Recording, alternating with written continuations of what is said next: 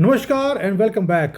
Putin ने सारियां बेड़ियां तोड़कर वो भारत में लैंड कर गया। बेड़ियां थी इंटरनेशनल क्रिमिनल लॉ की, लेकिन उससे उल्टा काम हो रहा है चीन के अंदर। यहाँ पर एक इनविजिबल वॉल वो बनती जा रही है, लोगों को बेड़ियों में बांधा जा रहा है और हमारे साथ क्या होगा हमें कुछ नहीं पता। एक ऐसा लॉकडाउन शुरू हो गया यहाँ पर जिसके बारे में मैं बता रहा हूँ आपको, लेकिन मैं कोई भी यहाँ पर न्यूज़ नहीं लगा सकता, आपको मालूम है, नहीं तो मुझे टांग देंगे।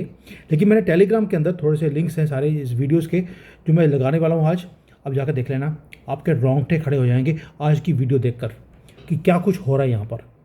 अब सोच के देखिए, इमेजिन कीजिए कि आपने फ़ॉरेन का ट्रिप करना है, आपने फ़्लाइट को बुक कर लिया, वीज़ा आपके पास है, आप रेडी हैं घर से निकलने के लिए, और तभी आपके दरवाजे पे ठकठकाया जाता है और उसको बोला जाता है आपको कि आपका पासपोर्ट कैंसिल हो गया है, या उससे भी वर्स, इसको कॉन्फिस्केट किया गया है, आप यहाँ से बाहर नहीं जा सकते।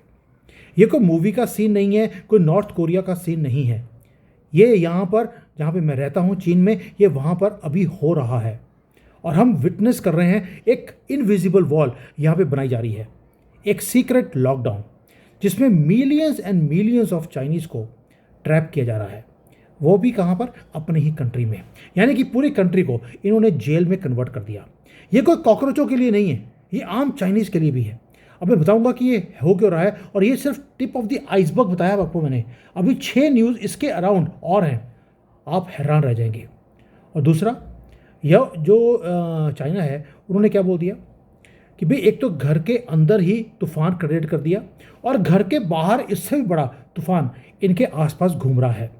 जियो पॉलिटिकल चेस गेम इतनी ज़्यादा है जिसके अंदर जापान, रशिया, यूनाइटेड स्टेट्स सभी लगे हैं एकजुट होकर कि अब इनको चींगियों को छोड़ना नहीं है। अब साथ में एक प्रोफेसी आ गया, प्रोफेसी भी है, एक बहुत ही बड़ा यहाँ पर एस्ट्रोलॉजर है चीन के अंदर। मैं उसके ऊपर भी बताऊंगा कि उसने क्या बोला है। उसने बोला 2026 में चीन की बुरी हालत हो जाएगी, कंप्लीटली सब कुछ कोलैप्स कर जाएगा। अब ये सारी की सारी जो चीज़ें हैं, इसके साथ साथ एक यहाँ से हॉस्पिटल है, वहाँ से भी कुछ रिपोर्ट आ गया।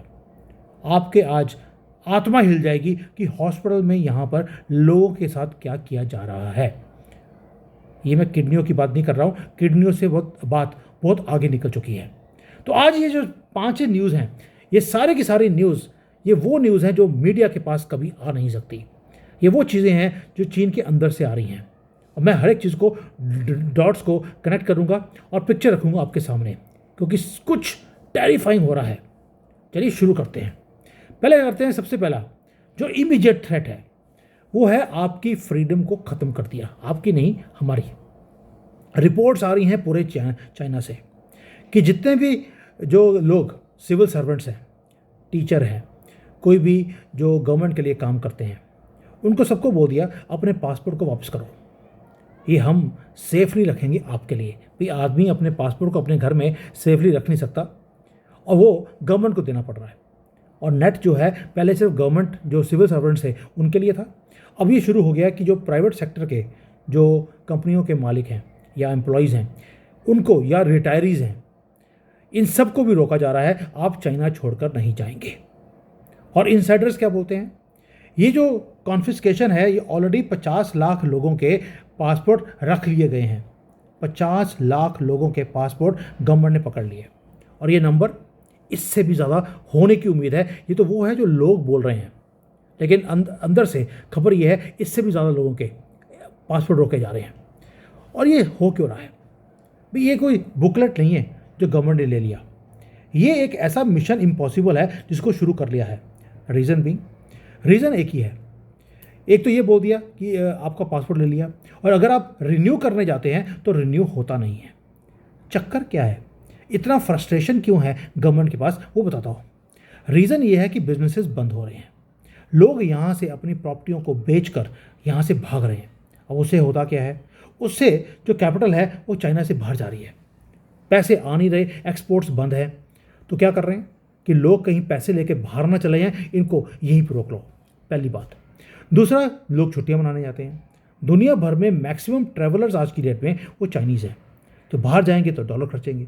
अब डॉलर कंट्री के पास है नहीं, तो ना तो कोई छुट्टियों पर जाने जा सकते हैं आप, ना ही आप अपनी सामान को बेचकर किसी और कंट्री में जा सकते हैं। अगर आपको छुट्टियों पे जाना है, चलिए वो भी बात कर लेते हैं। आप एक प्राइवेट कंपनी में काम करते हैं, आपको छुट्टियों पे जाना है। पहले तो आपको अपने बॉस से लिखवा के देना पड़ेगा कि ये छुट्टियों पे जाने वाला है, आपकी गारंटी है ये वापस आएगा। उसके बाद आपको इन्विटेशन लेटर चाहिए बाहर से, आपकी इंश्योरेंस होनी चाहिए, साथ में देखिए आप ये समझ लीजिए, साथ में आपके बॉस की चिट्ठी चाहिए कि आपको छुट्टी चाहिए क्यों। ये है, इसको बोलते हैं सॉफ्ट बैन, जहाँ पर आप ट्रैवल के ऊपर नो नहीं कर रहे, लेकिन आपने यस लेके आना इम्पॉसिबल कर दिया। और उसके बाद भी अगर ये सारा कुछ हो गया, उसके बाद आप एयरपोर्ट पे जाते हैं तो कस्टम वाला आपको रोक लेता है ये बोलकर कि आपका वीज़ा कैंसिल हो गया। आपकी पैसे भी गए, टिकटें वेस्ट गई, आपने आगे होटल बुक किए हैं वो भी गए। और होता क्या है, जब ये वाली न्यूज़ सोशल मीडिया पे जाती है, बाकी के लोग भी बोलते हैं कि यार कैंसिल करो, जाने तो देना नहीं है। और ये मैंने रीज़न आपको बता दिया कि सब कुछ क्यों हो रहा है। अब आते हैं, ये तो एक टिप ऑफ द आइसबर्ग मैंने बोला था वो है। अब आते हैं कि गवर्नमेंट कर क्यों रही है। आपको आपके घर में लॉक क्यों किया जा रहा है, क्योंकि उन्हें मालूम है आगे क्या जाकर क्या आ रहा है। एक आर्टिकल था जो चाइनीज़ यहाँ पे सोशल मीडिया पे वायरल हो गया।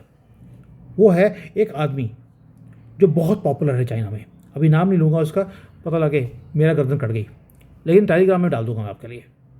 उसने लोगों को डराना शुरू कर दिया। उसने प्रेडिक्ट कर दिया कि 2026 में एक ऐसा कोलैप्स आएगा जिससे ये कंट्री बाहर नहीं निकल सकता। और उसने ये भी बोला कि हिस्ट्री में हम देखते हैं कि जो ग्रेट पावर्स थी वो सब के सब इस क्राइसिस के टाइम में से निकलती हैं। और ये कोई इकोनॉमिक डिप नहीं है, ये कोई पॉलिटिकल स्कैंडल नहीं है, ये बहुत बड़ा एक तूफान चाइना में आने वाला है 2026 में। और ये सारी की सारी प्रॉब्लम्स एकदम इकट्ठी होंगी। उसने 6 प्रॉब्लम्स या 7 प्रॉब्लम्स हैं जो इकट्ठी बताई हैं। और ये अगर मेरे से पूछेंगे तो सातों की सातों अभी ऑलरेडी आज हो रही हैं। पहली प्रॉब्लम है कि जो ये रियल एस्टेट का बबल था वो फूटने वाला है। मैं बोल रहा हूँ वो फूट चुका है। हमारे जो घरों की प्राइसेस हैं वो ऑलरेडी 50-60% नीचे गिर चुकी हैं, यानी कि रियल एस्टेट खत्म हो गया। दूसरा, सप्लाई चेन के अंदर चाइना नंबर 1 था पूरे दुनिया में, लेकिन अब कोई खरीदना चाहता नहीं है, फैक्ट्रीज बंद हो रही हैं। ये दूसरी प्रॉब्लम आ गई, इसलिए जो फैक्ट्रियों के मालिक हैं वो छोड़ कर भाग रहे हैं। अब तीसरा एक और है, जो फाइनेंशियल सिस्टम है उसके अंदर वो भी ड्राई हो रहा है। लोगों ने अपनी ईएमआई देनी बंद कर दी। जो लोन लिया था बैंकों के लिए, बैंकों से कंपनीज को चलाने के लिए, कंपनियां बंद होगी तो पैसे वापस नहीं आ रहे, यानी कि कैश फ्लो बंद हो रहा है। ये तीसरी प्रॉब्लम आ गई। चौथी प्रॉब्लम ये थी कि इनको था कि हम अपनी सेल्फ कंजम्पशन से कंट्री चला लेंगे। बच्चे ही पैदा होने बंद हो गए क्योंकि कॉस्ट ऑफ लिविंग इतनी ज़्यादा है, लोगों को लगता है कि बच्चे पैदा करके करना क्या है। तो पॉपुलेशन ने बहुत तेज़ी से नीचे गिरना शुरू हो गया। एवरेज एज यहाँ पर 40 साल की है चाइना में, जबकि भारत में 28 ईयर्स की है, यानी कि इनके पास काम करने वाले लोग ही नहीं हैं। और पांचवा प्रॉब्लम है, जो सिस्टम है इतना ज़्यादा रिजिड है और उसके अंदर एक वो है कि आप चेंज नहीं कर सकते, अलाउ नहीं करते। उसके कारण कोई भी आप चेंज लेके आने की कोशिश करते हैं कंट्री को आगे लेके जाने के लिए, वो अलाउड नहीं है। और इसीलिए जो वेल्थ है वो लोग ले लेके भाग रहे हैं यहाँ से। और जो कॉन्फिडेंस है लोगों का, 7वां पॉइंट, वो बिल्कुल डेड है कि आगे जाकर क्या कंट्री आगे बढ़ेगा। लोगों को कॉन्फिडेंस ही नहीं है। अब ये जो 7 फैक्टर्स हैं ये सारे मर्ज कर रहे हैं एकदम से एक सुपर क्राइसिस को लेके आने के लिए। और ये प्रेडिक्शन जो है, एक इसके कारण, ये प्रेडिक्शन के कारण क्या हो रहा है, लोगों को लगता है कि अब अनएम्प्लॉयमेंट और बढ़ जाएगा, करेंसी जो है वो कोलैप्स हो जाएगी। और कई लोगों ने बोलना शुरू कर दिया कि जो डॉलर के बदले में आज 7 आरबी में आपको मिलता है, कल को जाके ये 10-11 रुपये भी हो सकता है अगले साल में। यानी कि लोगों की जो सेविंग्स हैं वो रातों रात हाथों से निकल जाएंगी। और जो लोग हैं वो सर्वाइवल मोड के अंदर ऑलरेडी जाते हुए दिखाई देते हैं मुझे।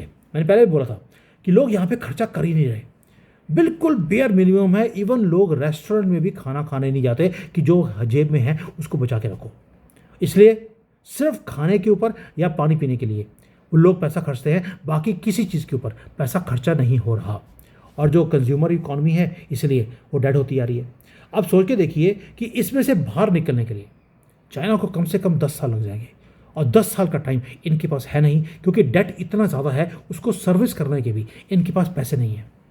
दोस्तों ये रियल पेन है और लोगों को सेंस आ रहा है कि ये पेन से बाहर निकलना इम्पॉसिबल है। और ये कंफर्म करता है कि जो फीलिंग है कंट्री की वो मायूसी की है। और गवर्नमेंट का रिएक्शन क्या है कि हम फिक्स करेंगे इकॉनमी को, अब थोड़ा सा हमें साथ दीजिए। और साथ देने का तरीका क्या है कि उनको घर में लॉक कर दिया, क्योंकि आप जो गवर्नमेंट है वो इनको प्रॉस्पेरिटी दे नहीं पा रही है, तो लोगों को एक तरह से जेल में बंद कर दिया पूरे कंट्री के अंदर। ये तो हो गया दूसरा पॉइंट। लेकिन यहीं पर बात खत्म नहीं होती। मैंने पहले बोला पुतिन ने बेड़ियां तोड़कर यहाँ पहुंचा है, यहाँ पर बेड़ियां डालनी शुरू कर दी। अब देखिए कंट्री के अंदर बेड़ियां हैं तो कंट्री के बाहर का हाल है। इंटरनेशनल सिचुएशन जो है वो भी कोई बहुत ज़्यादा अच्छी नहीं है। चाइना का जो फॉरेन मंत्री था वांग यी, वो अभी अभी भाग के गया है मॉस्को में। अर्जेंसी क्या थी? अर्जेंसी ये है कि डोनाल्ड ट्रंप ने बोल दिया कि भाई वो रशिया के साथ मिलकर वो यूक्रेन का वॉर ख़त्म करने वाला है। अब चाइना का जो लाइफलाइन है वो है रशिया से सस्ता तेल।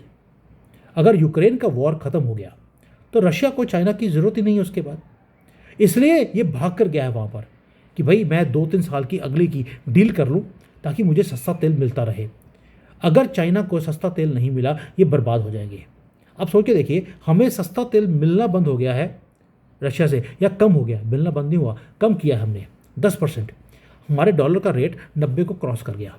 स्टॉक मार्केट का भट्ठा बैठा हुआ है। क्यों? क्योंकि कॉन्फिडेंस खत्म हो गया। और चाइना का, जिसके अंदर इतनी मल्टीपल प्रॉब्लम्स हैं, उसमें से बाहर वो निकल नहीं सकता।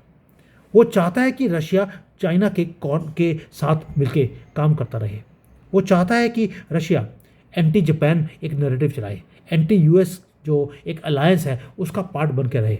रशिया को वो अपने पाले में रखना चाहता है, लेकिन वो हो नहीं रहा है। ऊपर से हुआ क्या, वांग यी से मीटिंग करने के बाद पुतिन साहब आ गए भारत में और हो गया गेम खराब सारा के सारा।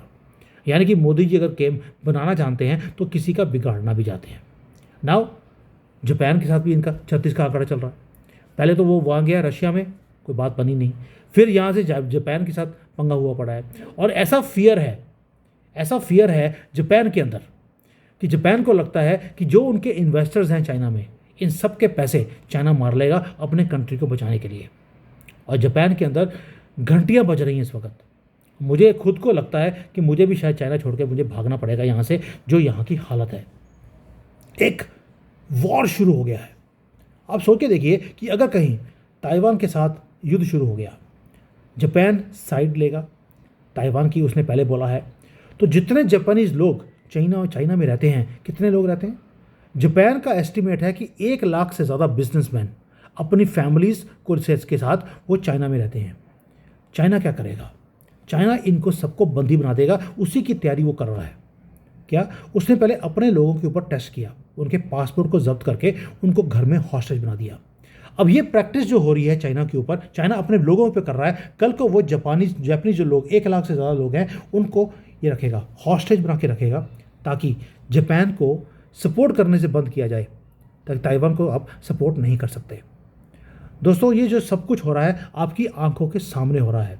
कुछ चीज़ें इसमें से ऐसी हैं जो आपने पहली बार सुनी होगी, लेकिन मैं यहाँ पर विटनेस कर रहा हूँ कि ये सब कुछ मेरी आंखों के सामने हो रहा है। हमारी लाइफ को ज़्यादा यहाँ पर सेफ नहीं है। और जो अलायंस है जापान का और ताइवान का, वो अभी तो दिखता है आपको ऑन पेपर कि होल्ड कर रहा है, लेकिन बीजिंग के पास कार्ड है कि वो जापानीज लोगों को हॉस्टेज बना सकता है। और डेस्परेशन में बीजिंग किसी भी हद तक वो जा सकता है। उसे अगर 1 लाख लोगों को मारना भी पड़े, ये 1 सेकंड भी परवाह नहीं करेंगे। ये हमारी तरह नहीं है कि सीमा हैदर चार जिहादियों को लेकर पाकिस्तान से आई, आज 4 साल से यहाँ रह रही है, हम उसे बाहर भेज नहीं पाए। ये मजबूरी वाला काम ये चाइना नहीं करता। अब आते हैं कि ये तो हो गया 3 चीज़ें। अब डोनाल्ड ट्रंप भी पंगा लेने से बाज नहीं आता। मैंने पहले बोला देश के अंदर अगर स्यापा पड़ा हुआ है तो देश के बाहर भी कुछ सिचुएशन ठीक नहीं है। अब आपको लगेगा कि यार कि डोनाल्ड ट्रंप ने एक पंगा ले लिया वेनेजुएला से, उसका चाइना से लेना देना है क्या? उसका बहुत बड़ा रीज़न है कि चाइना का सबसे बड़ा दोस्त वेनेजुएला था। चाइना अपना सस्ता तेल रशिया से, ईरान से और वेनेजुएला से वो खरीदता था।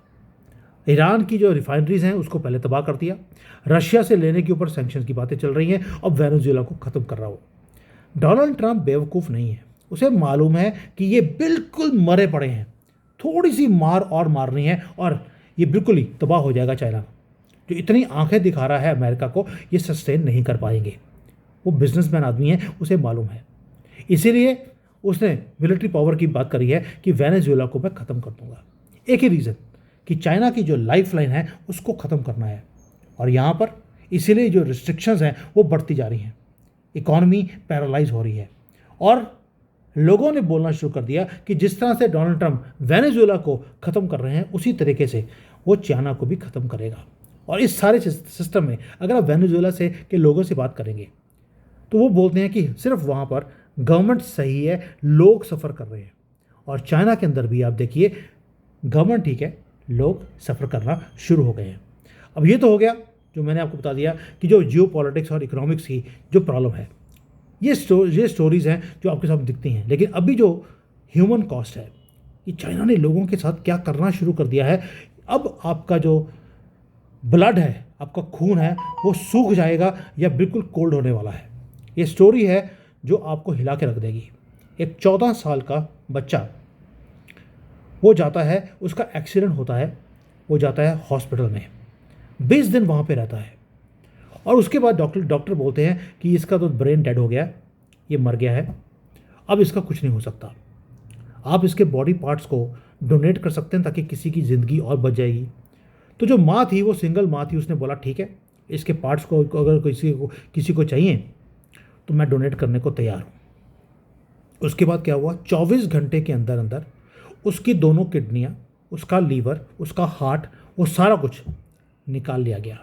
कि 6 डिफरेंट लोग हैं, उनको जो जो सामान चाहिए था हमने निकाल के उनको दे दिया 24 घंटे के अंदर। आप सोच के देखिए कि आपकी स्पीड कितनी है। इसके कारण सस्पिशन वो शुरू हो गया कि हाउ इज़ इट पॉसिबल कि 6 लोग पहले से तैयार हैं, परफेक्टली इन वन डे, जिनका सब कुछ डीएनए मैच कर रहा है, टेस्ट भी कर लिए, मैचिंग भी करवा ली। ये सिस्टम में कि जो भी आप करके देख लीजिए 24 घंटे में ये पॉसिबल नहीं है। अब उसके बाद हुआ क्या, जो माँ थी उसने जब आखिरी बार अपने बच्चे को पकड़ा, उसने इंटरनेट पे डाला ये चीज़ कि जब वो लेके जा रहे थे मेरे बेटे को हॉस्पिटल के उसके ऑपरेशन रूम में उसके पार्ट्स निकालने के लिए, जब उसने अपने बच्चे का हाथ पकड़ा, वो हाथ गर्म था, वार्म नहीं था, गर्म था। और डॉक्टर बोल रहे हैं ये मर चुका है। और वो वहीं पर फ्रीज हो गई, उसे समझ आ गया ये गेम क्या है। और उसने उठा के इंटरनेट पे डाल दिया ये पूरी न्यूज़ को। और पूरी जो पब्लिक है वो आके अब आग बबूला हो रही है कि जिंदा हैं हम, तब भी आपने लॉकडाउन कर दिया, मरने के बाद भी आप हमारे बॉडी पार्ट्स, मरने के बाद क्या जिंदा के भी पार्ट्स निकालने शुरू कर दिए। मैंने यहाँ पे स्टोरी सुनी थी कि यहाँ पे जो ये उगर मुसलमान हैं उनकी सबकी ये किडनियाँ निकाल लेते हैं, उनके लिंग काट देते हैं ताकि बच्चे पैदा ना हो। वो मैंने सुना था। लेकिन जिंदा लोगों के जिसका डीएनए मैच किया, उसको बीमार किया और उसको बोल दिया मर गया, उसके पार्ट्स निकाल दिए। आप सोच के देखिए कि कंट्री का हाल क्या है। यहाँ पर बैंकों के ऊपर ट्रस्ट नहीं है, गवर्नमेंट के ऊपर ट्रस्ट नहीं रहा, गवर्नमेंट को आपके पासपोर्ट को कॉन्फिस्केट करना पड़ रहा है, ऊपर से अब डॉक्टर के ऊपर भी आपका ट्रस्ट चला गया। पीछे रह क्या गया, इंसानियत नाम की कोई चीज़ रहती ही नहीं है। और बॉडी के पार्ट्स को बेचा इसलिए जा रहा है, सिर्फ इसलिए कि पैसे बना दिए गवर्नमेंट उसमें से, मतलब कि लोगों के पार्ट्स को बेचकर कंट्री चल रही है। किस लेवल पे आ गए हैं ये लोग, मुझे समझ नहीं आता। और यही चीज़ें हैं जो दहला देती हैं हम लोगों को कि यार हम किस कंट्री में रह रहे हैं, ये किस्मत है, हमें यहाँ पे आना था, आगे। अब सो के देखिए जो सिस्टम है उसमें जब लोगों ने डालना शुरू किया इंटरनेट के ऊपर, तो सारी की सारी पोस्ट को डिलीट कर दिया और जिन लोगों ने पोस्ट किया था उनको नोटिस आ रहे हैं। दोस्तों यही तक नहीं है, एक यहाँ पर एक यूनिवर्सिटी है, उसके अंदर आग लगती है। आग लगने के बाद कुछ बच्चे मारे जाते हैं। लोगों ने उसको वीडियो को बनाया और डाल दिया इंटरनेट के ऊपर कि भाई हमारे यूनिवर्सिटी में आग लग रही है। अगले दिन दोबारा से वही हुआ, सारे के सारी वीडियोस को डिलीट कर दिया गया, बच्चों को बोल दिया बोलना नहीं है, और रिपोर्ट दे दिया कि नथिंग हैज़ हैपन, ये किसी ने शरारत करी है, छोटी सी आग लगी थी, बुझ गई, काम खत्म। यानी कि दे आर प्रिटेंडिंग कि कुछ हुआ ही नहीं है, जबकि स्मोक रियल था, डेंजर रियल था। लेकिन रियलिटी यही है कि यहाँ पे कुछ नहीं है, सब चंगा भला है। आप अब अपनी आवाज़ को रेज नहीं कर सकते। इसलिए मैं जो लिंक्स हैं इस वीडियोज़ के, मैं इस वीडियो में लगा नहीं रहा हूँ, लेकिन आपको सिर्फ दिखाने की कोशिश कर रहा हूँ कि हमारी दुनिया से अलग दुनिया ही है, क्या कुछ हो रहा है। और गवर्नमेंट चुप है और ना ही किसी को बोलने देती है। और फाइनली एक सिंबल है एक और चीज़ का, एक अजीब सी चीज़ हुई। जापान की एक सिंगर है आयुमी, उसने यहाँ पर आकर एक कॉन्सर्ट करना था शंघाई में, वो पहुँच गई जापान से शंघाई। और उसे आखिरी सेकंड बोला जाता है कि तुम्हारा कॉन्सर्ट कैंसिल हो गया, सारी टिकटें कैंसिल हो गई हैं, तुम वापस जाओ। टेक्निकल रीज़न बोल दिया कि टेक्निकली कोई प्रॉब्लम आ गया जिसके कारण तुम्हारा शो हो नहीं सकता। हमें मालूम है जापान से इनकी तनख्वाह चल रही है, तो इन्होंने उसका शो कैंसिल कर दिया। अब हुआ क्या, जो वो सिंगर है वो उस खाली स्टेज पे गई, वो पूरा कॉस्ट्यूम डालकर, पूरी लाइटें ऑन करके, पूरे साउंड के ऊपर, पूरा पूरा हॉल खाली था, कोई फैन नहीं, कोई चीयर अप करने वाला नहीं, लेकिन वो वहाँ गई और उसने वहाँ जाकर गाना गाया। हार्ट ब्रेकिंग मोमेंट था ये, लेकिन ये एक परफेक्ट मेटाफॉर भी है। मेटाफॉर का मतलब है कि जो रियलिटी है वो दर्शाता है कि चाइना भी एक एम्प्टी स्टेज बनता जा रहा है। ब्यूटी फेड हो रही है, ऑडियंस लॉकडाउन में है घर के अंदर, एंड परफॉर्मेंस ट्रेजेडी बनती जा रही है यहाँ पर। तो दोस्तों ये चीज़ें हैं जो यहाँ पर हो रही हैं। इसमें से कोई भी न्यूज़ आपको मालूम थी, मुझे प्लीज़ बता देना, क्योंकि ये वो चीज़ें अंदर की कंट्री की हैं जो मैं निकाल के लेके आ रहा हूँ इन द रिस्क फैक्टर, लेकिन सिर्फ शेयर कर रहा हूँ एक बहुत सिंपल लैंग्वेज में, ताकि मेरी गर्दन बची रहे। एक कंट्री जहाँ पर आपके पासपोर्ट रखे जा रहे हैं, जो यहाँ के जो भविष्य करता है वो बोल रहे हैं कि 2026 में बहुत बुरा होगा इनके साथ, और जो इंटरनेशनली जियोपॉलिटिकल स्टैंड ऑफ है वो चलता जा रहा है। हॉस्पिटल के अंदर हॉरर स्टोरीज बाहर निकलती जा रही हैं। अब तो मेरे पास वो वाली वीडियोस भी हैं जहाँ पर डॉक्टरों ने आकर रो रो के बोला है कि हमें बोला जाता है कि इनके पार्ट्स निकाल लो, और हमें निकालने पड़ते हैं जिंदा लोगों के, और उसके बाद मरने के लिए छोड़ दिया जाता है। और ये सब कुछ बताता है आपको कि जो विंडो है चिंगू की वो क्लोज हो रही है। वार्निंग साइंस लाउड होते जा रहे हैं, और मेरा विश्वास है भगवान के ऊपर कि महादेव ऐसी जो ये दुर्दशा ये करते जा रहे हैं लोगों की, वो ऐसे देख नहीं सकते, वो कुछ ना कुछ करेंगे इनका। और जो इवैक्यूएशन है यहाँ से अब पॉसिबल ही नहीं है। मैसेज बड़ा ही क्लियर है कि देश के अंदर और देश के बाहर दोनों तरफ आग लगी पड़ी है, और ये उसमें से बाहर कैसे निकलेंगे। और ये जो इनविजिबल वॉल है जो क्रिएट करी जा रही है हम सबके घरों के आसपास या हमारी ज़िंदगी के आसपास, इसमें से बाहर निकलने का कोई रास्ता मुझे दिखाई नहीं देता। But this is where China has reached and this is dangerous. और डेंजरस चाइना का मतलब है पूरे दुनिया के लिए खतरा, क्योंकि कम्युनिस्ट कंट्री वो कहते हैं कि अगर मैं ना रहा तो मैं किसी और को भी रहने नहीं दूंगा। आपने कोविड में वो देख लिया कि जब इनके यहाँ पर कोविड फैला, इन्होंने पूरी दुनिया में फैलाकर 3 साल के लिए पूरी दुनिया को हॉस्टेज बना दिया। अब इस बार ये क्या करेंगे ये भगवान भी नहीं जानता। थैंक यू, जय हिंद, वंदे मातरम।